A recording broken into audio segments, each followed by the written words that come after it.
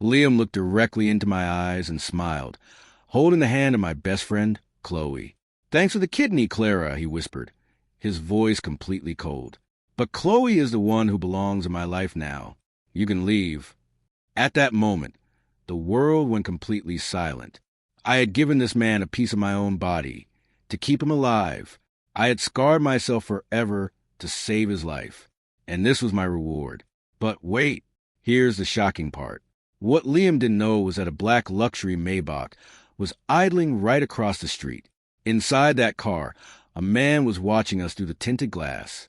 It was Alec Sterling, Liam's ultimate boss, the most powerful billionaire in the city. And what happened next in this emotional story, no one saw coming. Chapter 1. The setup. Clara was the type of person who always put everyone else first. If you met her in real life, you would think she was too kind for this harsh world. She worked as a mid-level creative assistant at Sterling Global Media, a massive marketing firm. She wasn't rich, she didn't wear flashy clothes, and she never demanded the spotlight.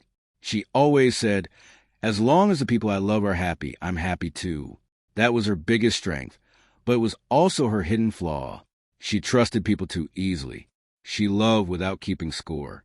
For 3 years, Clara's entire world revolved around Liam.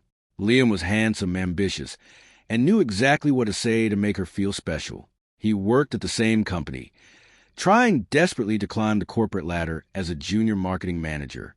They shared a small apartment, ate cheap takeout, and talked about building a future together. Clara believed every single promise he made. She truly thought they were building a real life story together, the kind that lasts forever. Then the nightmare happened. It started with Liam collapsing at his desk during work. The hospital results were devastating. Both of Liam's kidneys were failing rapidly. The doctors said he needed an immediate transplant, or he wouldn't make it through the year. The waiting list for a donor was years long. Liam didn't have years. He had months. Clara watched the man she loved fade away day by day, getting weaker and weaker. He would hold her hand in the hospital bed and cry, saying, "Clara, I'm so scared. I don't want to die. I have so much I want to do with you." Clara couldn't bear to see him suffer. Without a second thought, she asked the doctors to test her. It was a long shot, but when the results came back, it felt like a miracle. She was a perfect match. Her friends warned her. Her family told her to slow down, reminding her that a major surgery like this could affect her health forever. But Clara wouldn't listen. She loved him. She believed that when you love someone, you don't hold anything back. The day of the surgery was terrifying. Clara remembers lying on the cold gurney, looking across the room at Liam, who was smiling at her with tears in his eyes. She felt a deep sense of peace. She thought this sacrifice would bond them together for the rest of their lives. She was literally giving him a second chance at life. The surgery was a success. Liam got a second chance. But there was something Clara didn't know. During the weeks of her recovery, Clara was stuck at home, dealing with intense post-surgery pain and exhaustion. She expected Liam to be right there by her side, holding her hand just like she had held his. But Liam was suddenly very busy. He recovered much faster than she did, full of new energy and life. He started working late every single night. He said he had to make up for the time he lost while he was sick. He said he was doing it for their future. At the same time, Clara's best friend, Chloe, also became strangely distant. Chloe was beautiful, flashy, and always loved being the center of attention. Normally, Chloe would call Clara 3 times a day to gossip. But now, Chloe barely answered Clara's texts. When Clara asked Chloe to come over and help her carry groceries because her surgical incision still hurt, Chloe made up a quick excuse. "I'm so sorry, babe. I'm stuck at a networking event for work," Chloe had said over a brief voice note. Clara didn't think anything of it. She trusted her boyfriend, and she trusted her best friend. She told herself she was just being paranoid because she was tired and recovering from major surgery. She always found a way to excuse the people she loved. That was her daily habit. She kept pushing the bad thoughts away, forcing herself to smile through the physical pain. But wait, the signs were there right in front of her. One evening, Clara was cleaning the apartment when she found an expensive receipt in the pocket of Liam's jacket.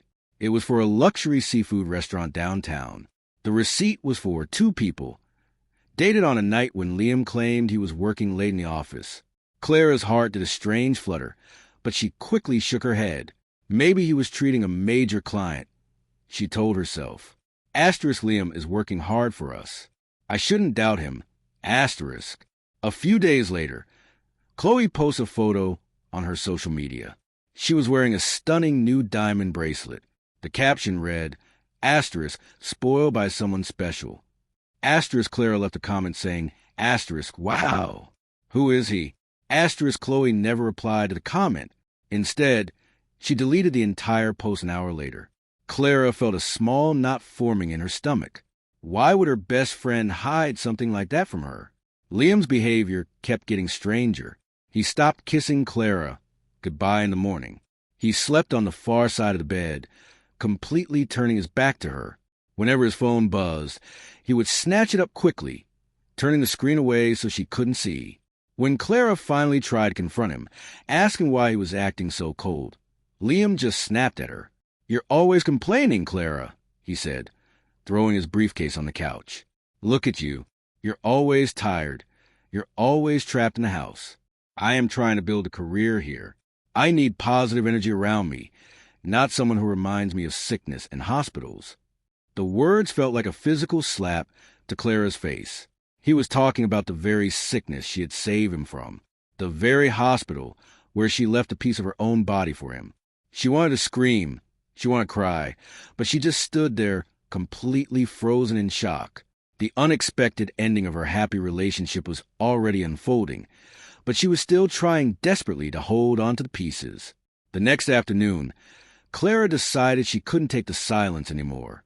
She wanted to surprise Liam at his office, bring him his favorite lunch, and fix whatever misunderstanding was happening between them. She dressed up as best as she could, ignoring the sharp ache near her ribs. She walked into the grand lobby of Sterling Global Media, holding the lunch bag tightly. She took the elevator up to the marketing department. The office was quiet because most people were out on their lunch break. She walked down the long glass hallway toward Liam's private office. As she got closer, she noticed the blinds were drawn, but the door wasn't fully closed. It was cracked open just an inch. Clara smiled, stepping forward to knock. But then she heard a laugh coming from inside, a high-pitched, familiar laugh that made her blood run completely cold. It was Chloe's voice. Clara stopped. Her hand hovered in the air just inches from the door. Oh, Liam, stop it, Chloe giggled inside. What if Clara comes by? Or what if someone sees us? Liam's voice followed immediately, full of a deep, passionate warmth that Clara hadn't heard in months. Clara won't come here. She's too busy feeling sorry for herself at home. Don't worry about her, Chloe. You are the only woman I want. Clara's heart stopped beating. She pushed the door open very slowly, her hands trembling violently. But everything was about to change. Chapter 2, The Tension. Clara stood in the doorway, the lunch bag slipping from her fingers. It hit the carpeted floor with a soft, dull thud. Inside the office, Liam and Chloe instantly sprang apart. Chloe was adjusting her designer blouse. Her cheeks flushed, while Liam quickly smoothed down his tie. For a long, agonizing moment, nobody said a word. The silence in the room was heavy, suffocating, and thick with guilt. Clara looked at her best friend, the girl she had shared a dorm room with, the girl she had lent money to, the girl she trusted with her deepest secrets. Then she looked at Liam, the man currently breathing, walking, and living because of the kidney inside his body. Liam? Clara's voice was barely a whisper. It was a fragile sound, cracked by a wave of sudden unbearable pain. Chloe? What is this? Chloe looked away, pretending to be very interested in her manicure, completely refusing to meet Clara's eyes. But Liam didn't look guilty for long.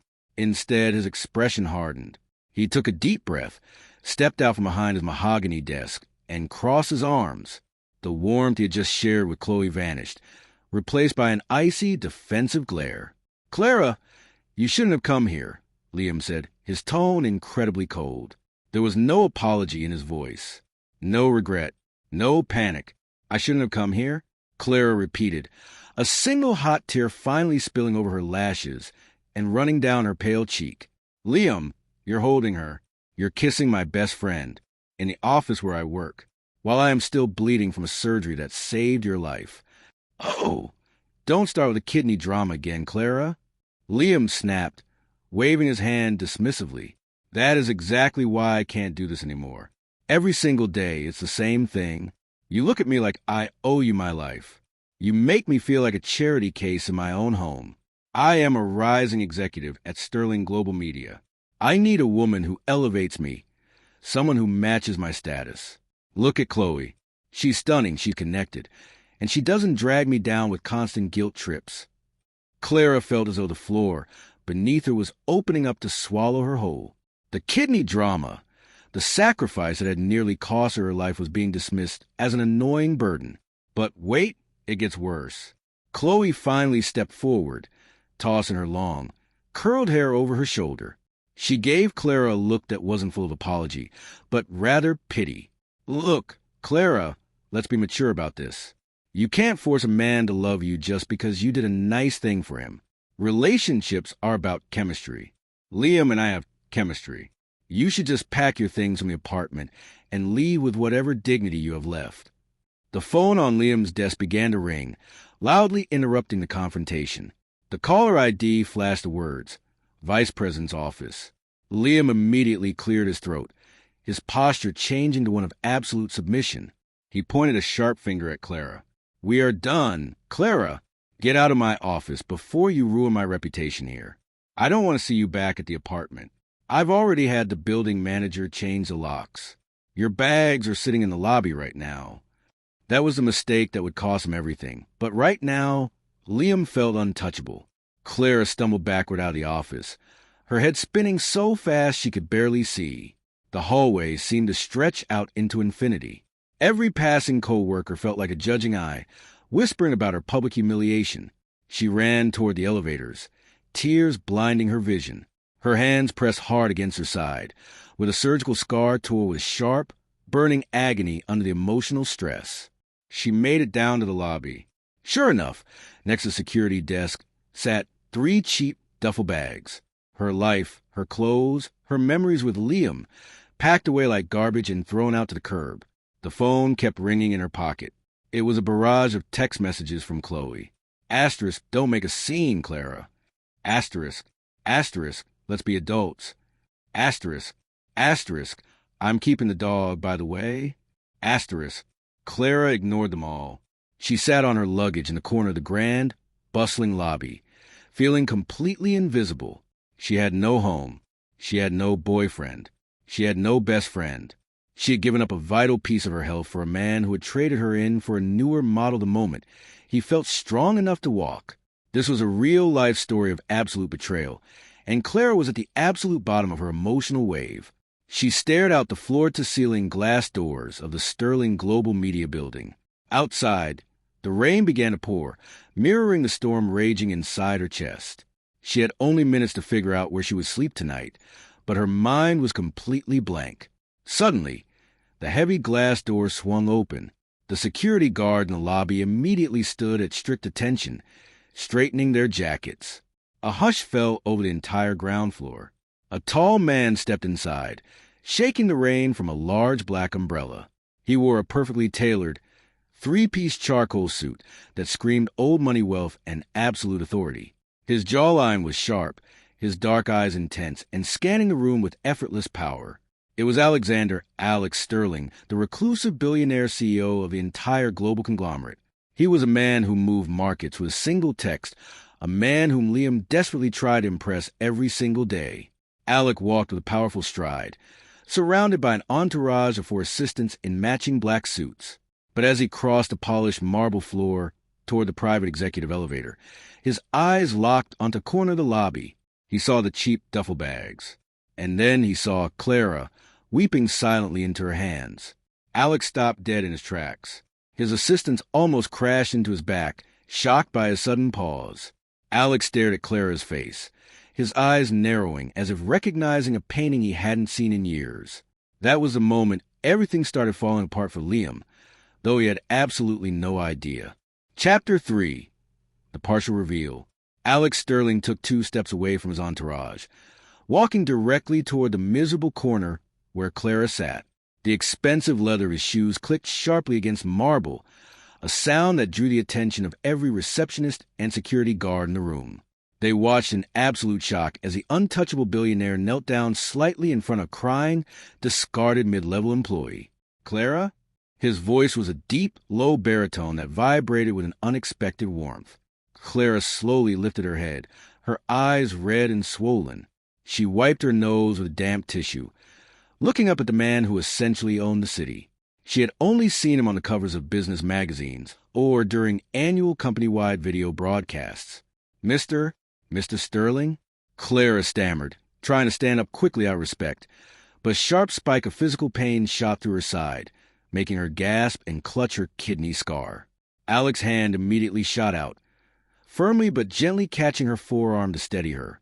His grip was warm and grounding. "Don't stand up. Stay right there," he commanded softly. His eyes traveled from her pale, exhausted face down to the 3 duffel bags sitting on the floor. "What is the meaning of this? Why are your belongings in my lobby? And why are you in pain?"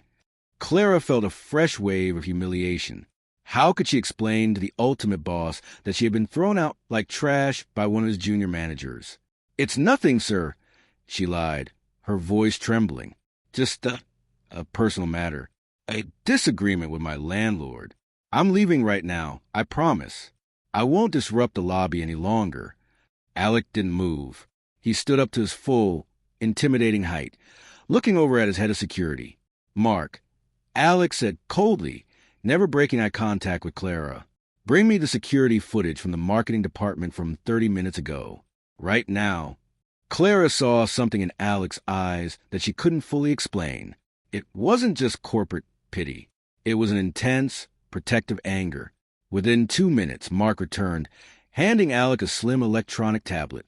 Alec scrolled through the footage with a practiced, rapid motion. He watched Clara enter the marketing hallway with a lunch bag. He watched her open the door. He watched her run out in tears. And then he zoomed in on the office, seeing Liam and Chloe laughing as they packed Clara's desk items into garbage bags. A terrifying silence settled over Alec. His jaw clenched so tightly that a muscle ticked his cheek. The assistants around him took a collective step back, knowing that when Alec Sterling became this quiet, a corporate execution was about to happen. But wait, here's the shocking truth that Clara didn't know yet. Alec Sterling didn't just happen to notice her today. 3 months ago, when Liam's medical emergency had threatened to disrupt a major company launch, Alec had personally reviewed the file. He had seen the medical logs. He knew that a young woman named Clara had voluntarily signed away her own organ to save a low-level employee.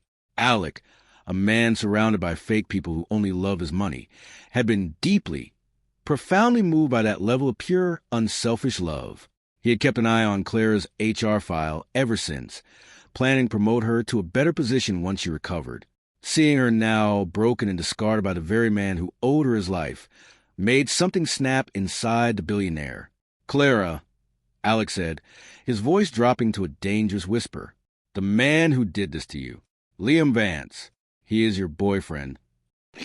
He was, Clara whispered, lowering her head. "But he's right. I can't force him to love me. He changed after the surgery, Mr. Sterling. The moment he got better, he looked at me like I was a disease. I gave him everything I had. I literally gave him a part of myself. And he threw me away for my best friend." Alec handed the tablet back to his security chief. "Mark, take her bags to my personal vehicle. Clara, you are coming with me."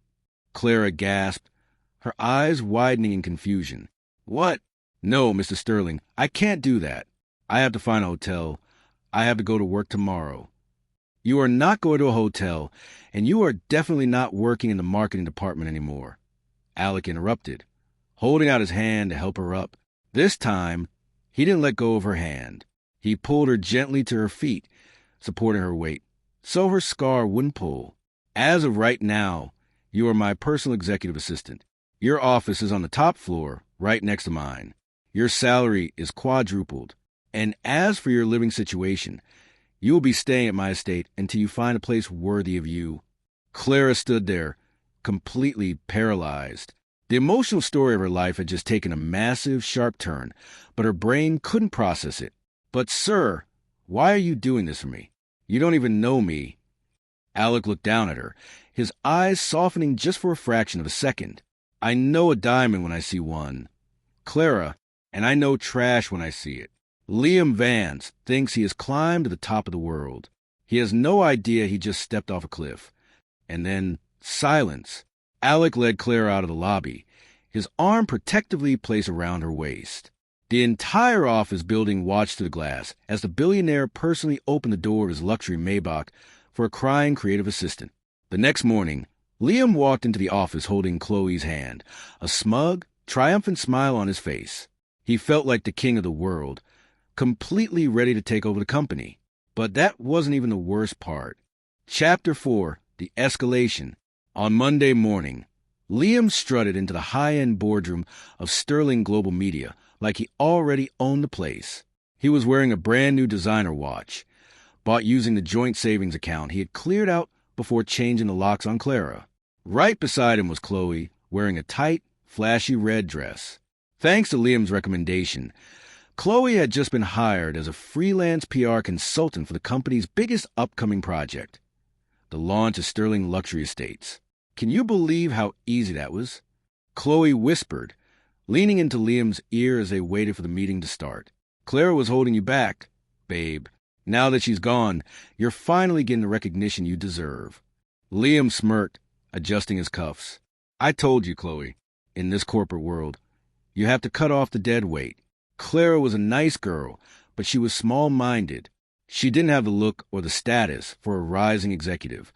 I need a woman who turns heads, not a sick patient who makes me feel guilty every time I breathe."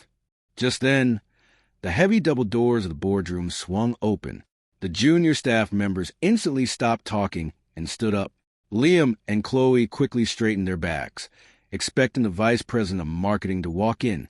Instead, two towering security guards in black suits stepped in first, holding the doors wide open, and then walked in Alec Sterling.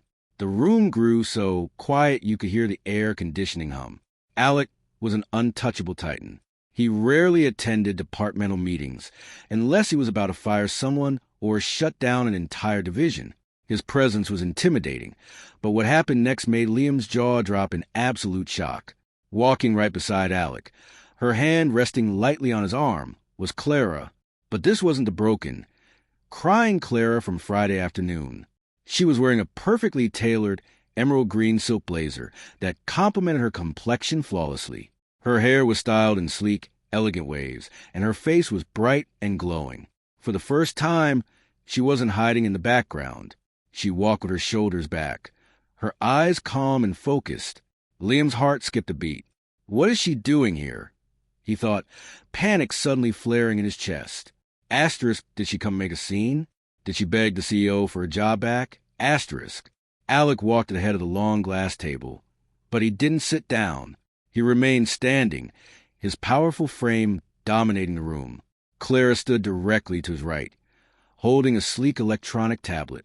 "Good morning, everyone," Alec said, his deep voice vibrating through the room.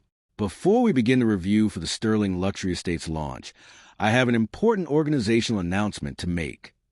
Liam glared at Clara, trying to catch her eye to mouth the words get out, but Clara completely ignored him. She looked right past him, as if he were a pane of glass.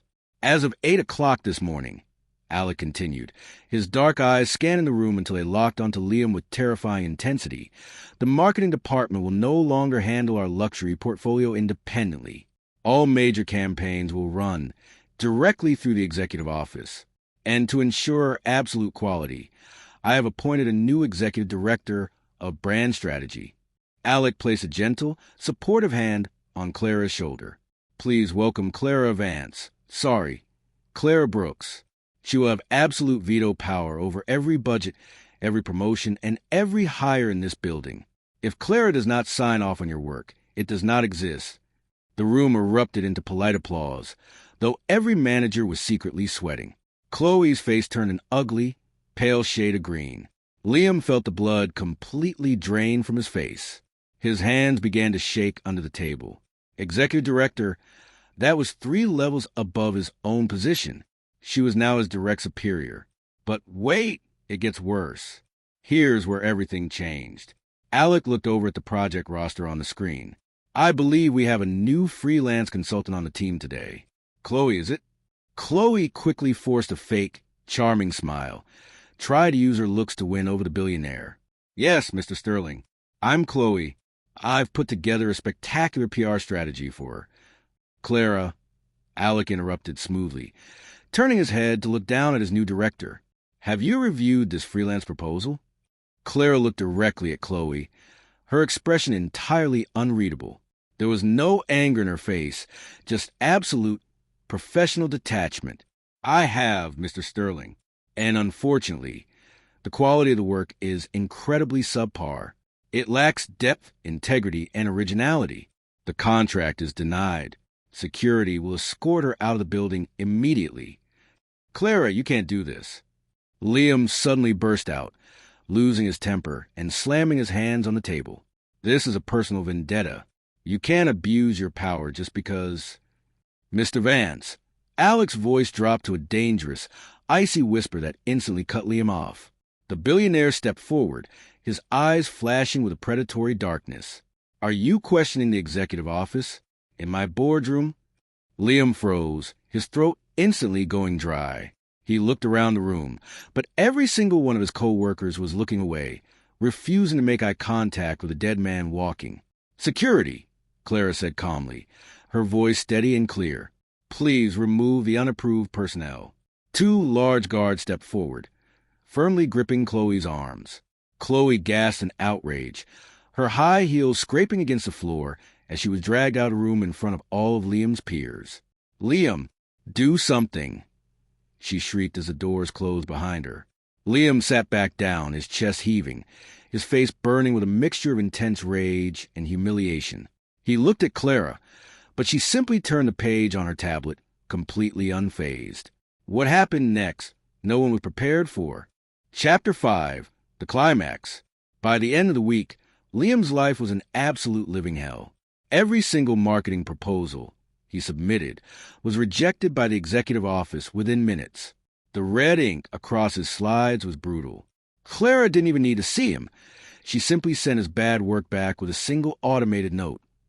Redo. Subpar. Liam was losing his mind. He was working 18-hour days, starving and exhausted. To make matters worse, Chloe was screaming at him every single night at home because her luxury contract had been canceled. She was demanding money he didn't have. On Friday evening, the office was empty. The sun had already set, leaving the corporate corridors dark and shadowed. Liam knew Clara was still upstairs in the executive suite, driven by sheer desperation and rage. He took the private elevator to the top floor, ignoring the executive personnel-only sign. He marched down the plush, carpeted hallway and burst into Clara's brilliant, glass-walled office. Clara was sitting behind a massive desk, reviewing a financial report. When the door slammed open, she didn't jump. She slowly closed her laptop, leaning back in her ergonomic leather chair. You think you're so smart, don't you? Liam hissed, his hair messy, his tie loose, completely looking like a broken man. He marched up to her desk, slamming his hands down. You think because you got into Alec Sterling's bed, you can ruin my career? You're using him to get back at me. Clara looked at his hands on her desk, then slowly looked up into his angry, desperate eyes. Liam, look at yourself. You look pathetic. Don't give me that high and mighty attitude, Clara. Liam shouted, his voice cracking with emotion. I know what you're doing. You're torturing me. I made a mistake, okay? I fell for Chloe. It happens, but you can't take away my livelihood. I worked for years to get to this position. You can't just erase my hard work because your feelings got hurt. Clara slowly stood up. She walked around the desk until she was standing just inches away from him. The physical contrast was stunning. Liam was trembling and sweaty, while Clara was calm, elegant, and completely in control. My feelings got hurt? Clara repeated softly, her voice dropping to a conversational, deadly whisper. Liam, that call I ignored on Friday afternoon, do you remember what was? Liam blinked, confused by the sudden change in subject. What? What call? The doctor, Clara said, her eyes boring into Soul. My surgeon called me because my blood markers were dangerously low after the operation. He told me I needed to come back to the hospital immediately because the physical stress was tearing my stitches. But I ignored that call. Do you know why? Liam stayed silent, his breath hitching in his throat. Because I was standing in a grocery store, holding a heavy bag of your favorite food, trying to hurry home so I could cook for you, Clara whispered, a single tear of pure, past regret forming in her eye, but she didn't let it fall. I risked my literal life, my physical body, to keep you alive. And that very same hour, you were in your office, telling my best friend that I was a disease who dragged you down. The callback technique hit Liam like a physical blow to the chest. He took a clumsy step backward, his mouth opening and closing but no sound coming out. For the first time, the true weight of what he had done crashed into his brain. Clara, Liam stammered, his voice suddenly full of terror. I didn't know. I was stressed. The promotion was putting so much pressure on me. Please, Clara, I still love you. We can fix this. I'll break up with Chloe tonight. I'll leave her. Just come back to the apartment. Let's start over. I need you. He reached out his hands, trying desperately to grab her waist, to pull her into a fake embrace to save his career. Suddenly, a heavy, powerful hand gripped Liam's wrist, twisting away from Clara with enough force to make Liam cry out in sharp pain. Alec. Sterling stepped out from the shadows of the adjoining doorway. His presence was completely overwhelming. He didn't just look like a CEO right now. He looked like a predator guarding his most precious prize. Get your filthy hands off my woman, Alec growled, his voice a low, terrifying rumble that echoed off the glass walls. Liam fell to his knees, clutching his twisted wrist, looking up at the billionaire in absolute horror. You think your work was being rejected because of a personal vendetta, Liam? Alec asked, stepping over him, looking down like Liam was nothing but dirt on his expensive leather shoe. No, your work was rejected because you are a fraud. This morning, my forensic accountants finished a full audit of your junior accounts. You've been embezzling company funds to buy diamond bracelets for your mistress. Liam's face turned completely white. His breathing stopped. The police are already downstairs, Alec said, pulling Clara gently against his side, his strong arm wrapping protectively around her waist. Clara didn't pull away. She leaned into his warmth, completely safe. You aren't just fired, Liam. You are ruined. You will spend the next 5 years in a state penitentiary. And the best part? Chloe is downstairs right now, giving the detectives your private bank logs just to save herself from going to jail with you. The ultimate emotional explosion hit the room. Liam collapsed completely onto the floor, sobbing hysterically, begging for mercy, realizing that the woman he had traded away for status was now completely untouchable, standing on the throne beside the king. And in that moment, everything changed forever. Chapter 6. The resolution and final conclusion.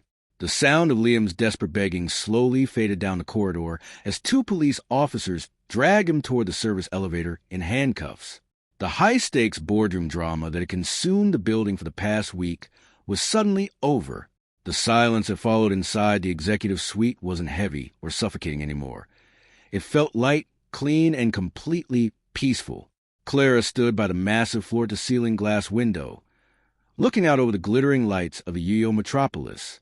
The rain had finally stopped, and the city lights reflected like diamonds against the damp streets below. For the first time in months, her side didn't ache.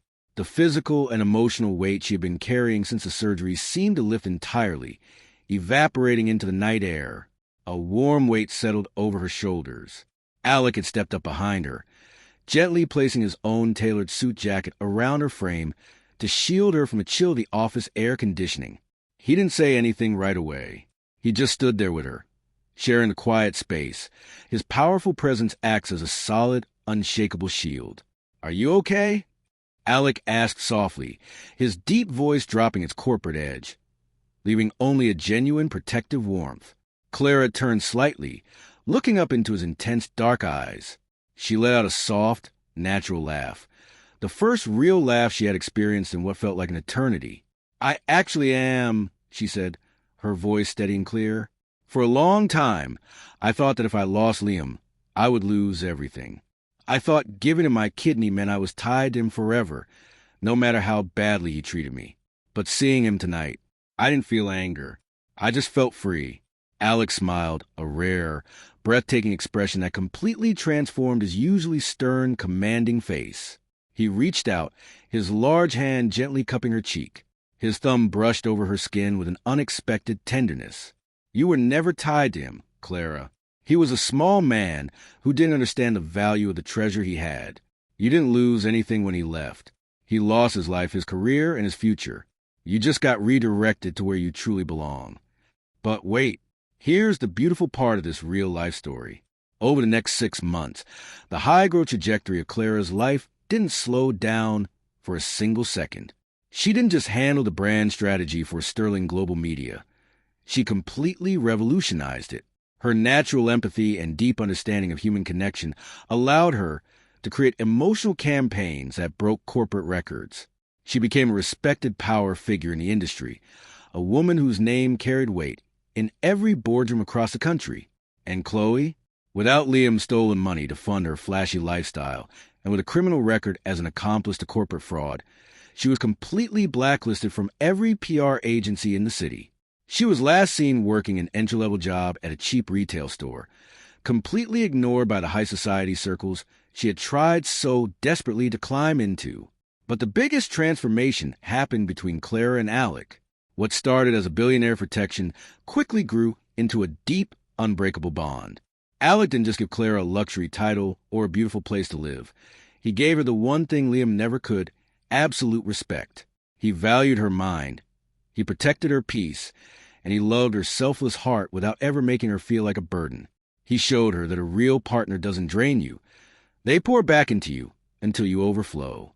One evening, 6 months later, Alec took Clara out on the private terrace of his estate, overlooking the serene waters at the edge of the metropolis.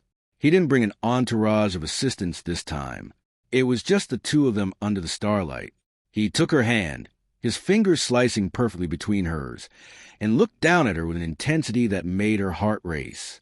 Clara, when I first saw you crying in that lobby with your bags, I knew I wanted to ruin the man who hurt you. But now, looking at you tonight, I realized that was only half the goal. My real purpose was to make sure you never have to be strong alone ever again. He pulled a small velvet box from his pocket, revealing a flawless, brilliant-cut emerald ring surrounded by sharp diamonds. It matched the color of the blazer she wore the day she took her power back.